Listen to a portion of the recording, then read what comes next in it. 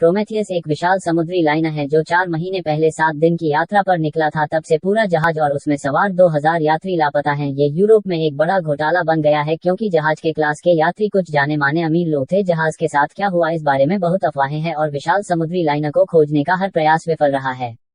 Video पसंद आए तो लाइक करें और अपने चैनल को सब्सक्राइब करें। मूवी की शुरुआती दृश्य में हमें मोरा नाम की एक लड़की को पागलखाने के गलियारे से नीचे दौड़ती हुई दिखाई देती है। वह अपने पिता से भाग रही है। मोरा स्पष्ट रूप से एक खोए हुए जहाज का उल्लेख करती है और अपने पिता पर कई लोगों को मारने का आरोप लगाती है। वह जिस जहाज की बात कर रही हैं उसका नाम प्रोमेथियस है। अगले दृश्य में मोरा जाग जाती है और मानती है कि वह केवल सपना देख रही थी। हालांकि उसकी कलाई पर जो निशान उसे अस्पताल में मिले थे वह कुछ और ही कहते हैं। मोरा को स्पष्ट रूप से याद है कि उसके साथ क्या हुआ था, लेकिन इसमें से अधिकांश बस एक धुंधलापन है। ये लगभग वैसा ही है जैसे किसी ने पिछले कुछ महीनों को उसकी याददाश्त से मिटा दिया हो। फिलहाल वह एक जहाज पर सवार होकर इंग्लैंड से अमेरिका जा रही है। ये जहाज भी 7 दिन की यात्रा पर है और इसमें 1000 से ज्यादा यात्री सवार हैं।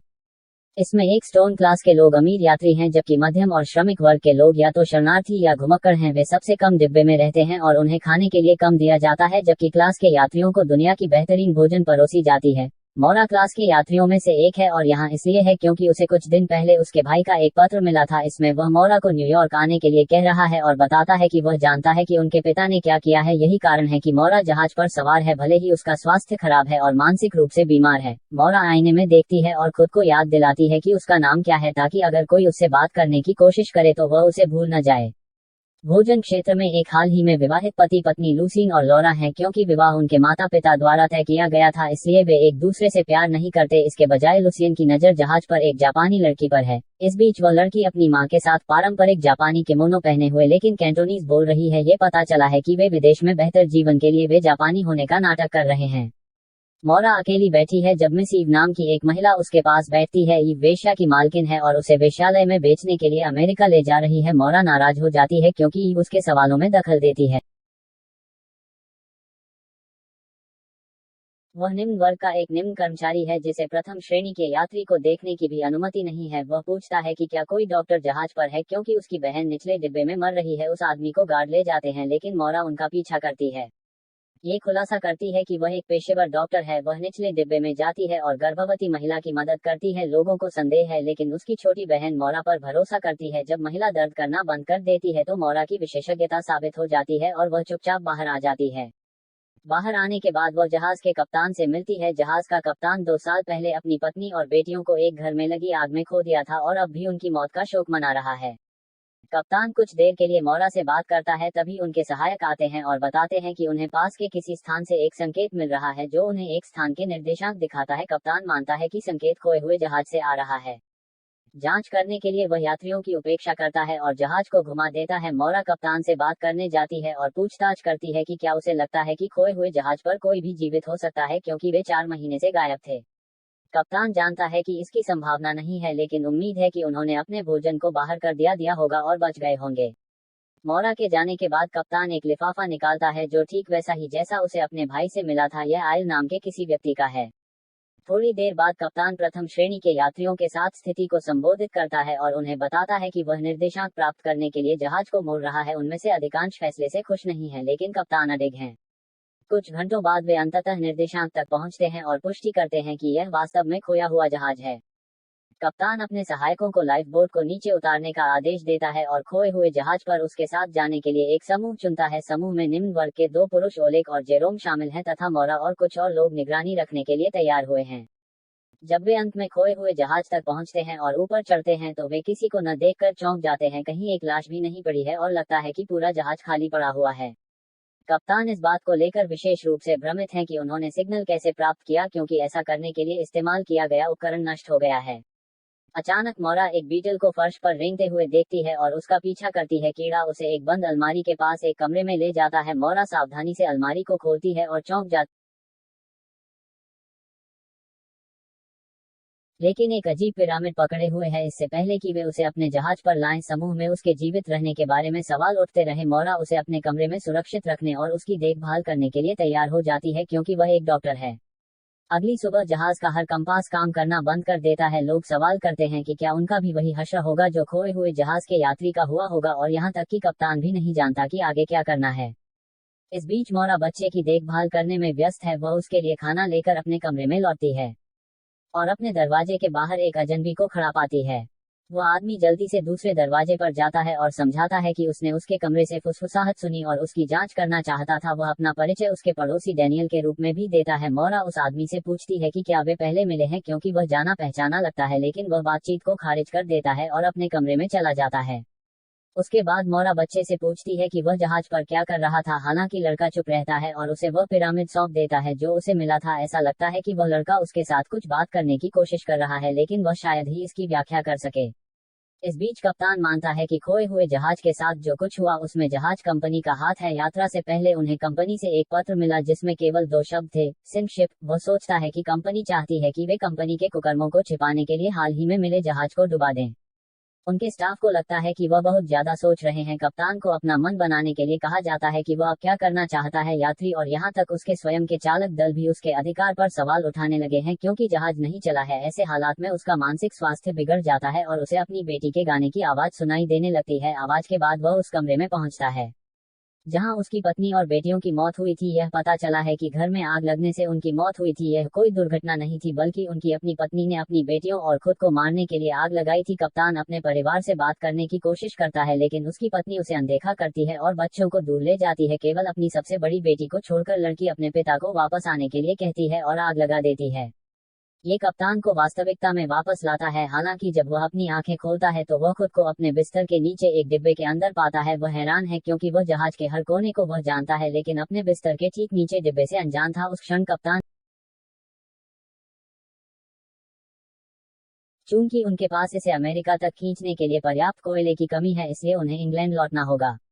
कहीं और मोरा को लड़के की गर्दन पर एक टेव मिलता है जो उसके लिफाफे पर बने निशान के समान है। वह बच्चे को बताती है कि उसका भाई पिछले 4 महीनों से लापता है और वह पत्र प्राप्त करने से पहले उसे पता नहीं था कि वह कहाँ था। निशान उसके लिए बहुत महत्वपूर्ण है और वह चाहती है कि बच्चा समझाए कि इसका क्या मतलब है। लड़का सब कुछ सुनता है और रोना शुरू कर देता है, लेकिन फिर भी एक शब्द नहीं कहता। जब मोरा चली जाती है तो उसका पड़ोसी डैनियल फिर से उसके दरवाजे के बाहर आ जाता है। इस बार वह अपनी हथेली से एक भरिंग निकालता है जो खोए हुए जहाज पर पाया गया था। भरिंग दरवाजे से दूर हो जाता है और दालान से नीचे चला जाता है। निम्न श्रेणी के यात्री की एक छोटी लड़की इसे ढूंढती है और डैनियल से टकरा जाती है। वह उससे माफी मांगता है और दृश्य अचानक कट जाता है कहीं और। कप्तान यात्रियों से कहता है कि वे वापस इंग्लैंड जा रहे हैं और कोई भी इससे खुश नहीं है। लोग विरोध करने लगते हैं, लेकिन वह सबके खिलाफ हो जाता है और अपने फैसले पर अड़ा रहता है।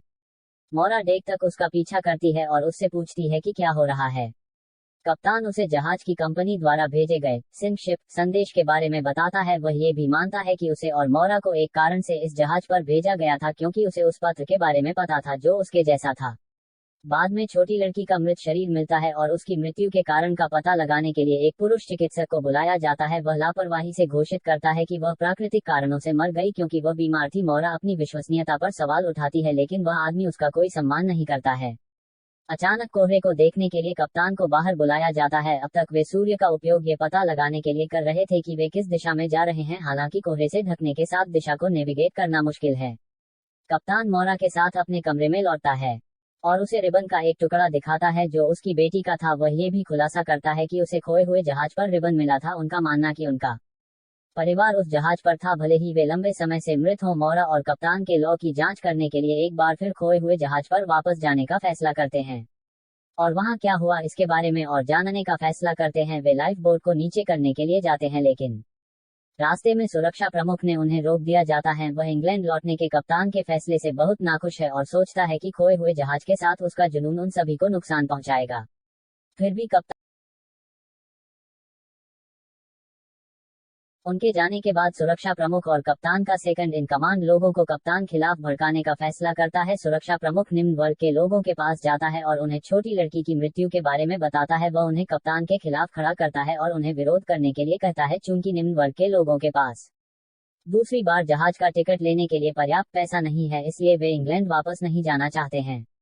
थोड़ी देर बाद उन्हें जहाज पर 3 और मरे हुए लोग मिलते हैं जो छोटी बच्ची की तरह ही मरे हुए लगते हैं। यह उन्हें क्रोध से भर देता है और लोग अपने अधिकारों के लिए लड़ने के लिए तैयार हो जाते हैं कहीं और कप्तान और मौरा खोए हुए जहाज तक पहुंचते हैं और एक कमरे से गुजरते हैं। वे पाते हैं कि हर आधिकारिक कागज को चिमनी में जला दिया गया है, लेकिन कप्तान को कागज का एक अधजला टुकड़ा प्राप्त होता है। इसमें जहाज पर सवार यात्रियों की सूची है। उन्हें दीवार से जुड़ा एक अजीब बिजली का बोर्ड भी दिखाई देता है। कप्तान ने खुलासा किया कि यह जहाज के लिए एक नया जोड़ा है जो पिछले साल हुआ था और इसका उपयोग भाप के दबाव को मापने के लिए किया जाता है। यह अचानक उसे लगता है कि उपकरण मूल रूप से बेकार है, जिसका अर्थ है कि यह किसी और चीज के लिए होना चाहिए। वह अपने यात्रियों के जीवन के लिए डरा हुआ है क्योंकि उनके जहाज में भी एक ही उपकरण है। यह आगे उनके सिद्धांत को साबित करता है कि जहाज कंपनी को खोए हुए जहाजों और मृत लोगों के साथ। फिर हम देखते हैं कि जापानी लड़की समुद्र के ऊपर देख रही है। विवाहित पुरुष लुसियन उसके पास आता है और बातचीत शुरू करने की कोशिश करता है, लेकिन लड़की उससे बचने के लिए दूर चली जाती है। उसके मालिक ईव द्वारा बातचीत पर ध्यान नहीं दिया जाता है। वह लूसीन के पास एक प्रस्ताव लेकर आती है और बहुत सारे पैसों के लिए उसे लड़की के साथ रात बिताने देने के लिए सहमत हो जाती है। बाद में हवा वेश्या की जांच करती है ताकि यह सुनिश्चित हो सके कि वह साफ है और उसे पता चलता है कि वह वास्तव में एक कुंवारी है। एक फ्लैशबैक हमें दिखाता है कि उसकी माँ वेश्यालय में काम करती थी। एक दिन सबसे अच्छी वेश्या को विदेश में काम करने और एक बेहतर जीवन पाने का अवसर मिला। महिलाओं को ईर्ष्या थी, इसलिए उन्होंने उस लड़की को मार डाला और जहाज पर उसकी जगह ले ली। कुंवारी वेश्या जानती है कि उन्होंने जो किया वह गलत था और वह लूसियन के साथ सोने के लिए सहमत होकर अपने भाग्य को स्वीकार करती है। रात आती है और लूसियन अपनी पत्नी से झूठ बोलता है कि वह दूसरे कमरे में सोना चाहता है। हम देखते हैं कि वह दवा लेने से परहेज कर रहा है। इस वजह से वेश्या के कपड़े उतारने से ठीक पहले उसे दौरे पड़ जाते हैं। हमें पता चलता है कि लूसियन वास्तव में नपुंसक है और अपनी दवाओं के बिना अपने जहाज पर वापस लौटने पर कप्तान उस मिले कागज को देखता है। खोए हुए जहाज की यात्रियों की सूची में मौरा का नाम देखकर वह चौंक जाता है। इसका मतलब है कि वह भी उस जहाज पर थी, लेकिन कप्तान के पास कोई जवाब नहीं है कि वह कैसे वापस लौटी और कौन से राज छुपा रही है। अगले दृश्य में डैनियल मौरा से मिलता है और उससे पूछता है कि वह कप्तान के बारे में कैसा महसूस करती है। मौरा को सवाल अजीब लगता है, लेकिन वह कहती है कि उसे अपने जीवन पर भरोसा है क्योंकि उसने बहुत कुछ सहा है और अपने यात्रियों के लिए सबसे अच्छा चाहती है। इस बीच निचले वर्ग के लोग बंदूक और हथियार इकट्ठा करना शुरू कर देते हैं और जहाज को अपने कब्जे में लेने और इसे अमेरिका ले जाने के लिए दृढ़ संकल्पित हो जाते हैं। इससे पहले कि कप्तान को चेतावनी दी जाती वह प्रतिद्वंद्वियों से घिर गया है। साथ ही हम देखते हैं कि डैनियल उस अजीब मशीन का उपयोग करने की कोशिश कर रहा है जिसे कप्तान ने पहले दूसरे जहाज पर देखा था। कप्तान और उनके 3 समर्थकों के हाथ बंधे हुए एक केबिन में बंद हैं। मुख्य सुरक्षा अधिकारी को तब पता चलता है कि कंपास ने फिर से काम करना शुरू कर दिया है। उनके स्थान की जांच करने पर चालक दल ये जानकर चौंक जाता है कि वे उस स्थिति में हैं जहां से वे 3 दिन पहले विचलित हुए थे। यहां तक चालक दल के सबसे पुराने सदस्यों के पास भी इसके लिए कोई स्पष्टीकरण नहीं है क्योंकि वे इस पद पर अंतिम स्थान पर आने के बाद से लगातार आगे बढ़ रहे हैं।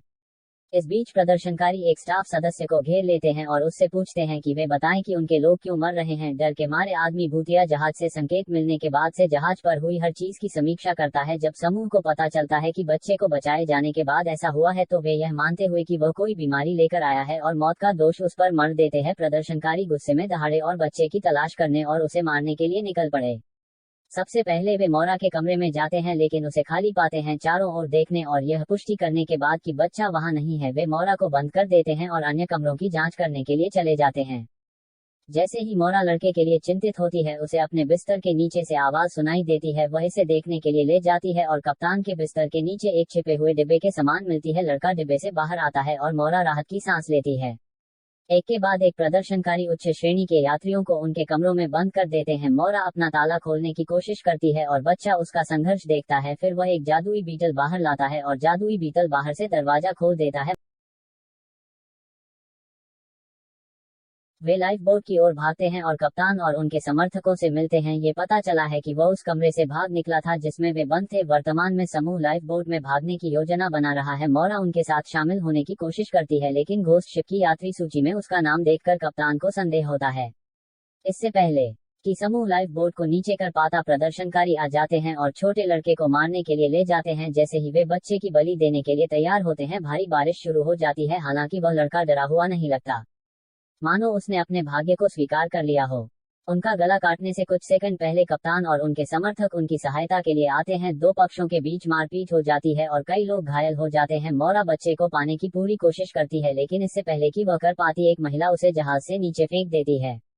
थोड़ी देर बाद कप्तान का समूह लॉबी में उनकी चोटों की देखभाल करता है। मोरा अभी भी हैरान और भयभीत है क्योंकि उस छोटे लड़के के साथ उनके साथ बिताए गए समय के दौरान उनका जुड़ाव हो गया था। पर्याप्त होने के बाद कप्तान मोरा को खोए हुए जहाज के यात्रियों की सूची में उसका नाम दिखाता है। मोरा चौंक जाती है क्योंकि उसे जहाज पर होना बिल्कुल भी याद नहीं है। वह कागज को बदनाम करने की कोशिश करती है, लेकिन जब पास की अलमारी शोर मचाती है तो रुक जाती है। हर कोई सदमे में देखता है जैसे छोटा लड़का अलमारी से बाहर आता है, अजीब पिरामिड को पकड़े हुए जैसा उसने खोए हुए जहाज पर किया था, और वह मोरा के पास जाता है और उसे गले लगाता है। एपिसोड यहीं पर खत्म हो जाती है। एपिसोड 2 देखने के लिए